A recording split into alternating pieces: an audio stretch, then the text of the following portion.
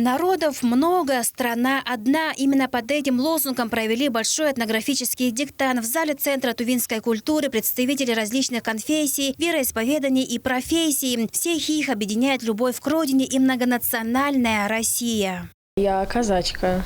Я участница ансамбля «Казачьи кадеты Ванда Мария». Нас связывают же разные нации, и если как-то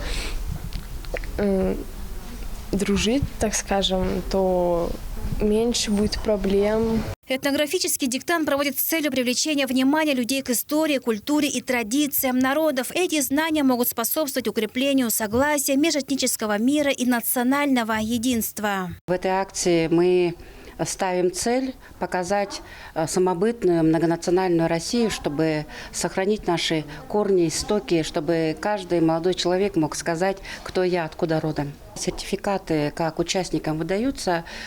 Узнать свои результаты каждый, который будет участвовать в этой акции, в этом мероприятии, конечно, ему будут давать идентификационный номер. По идентификационному номеру можно узнать, какие баллы внутри диктанта он получил. Цель данной акции является обратить внимание граждан на историю народов, традиции и культуры. И главной особенностью сегодняшнего диктанта добавлены вопросы новых регионов нашей страны. Этнографический диктант состоит из 30 вопросов, часть из которых посвящена вопросам культуры, истории и традиций тувинского народа. В Кызыле я живу уже около 5 лет. Приехала сюда как жена супруга военнослужащего. Я узнала новое, например, как называется почетное место в юрте.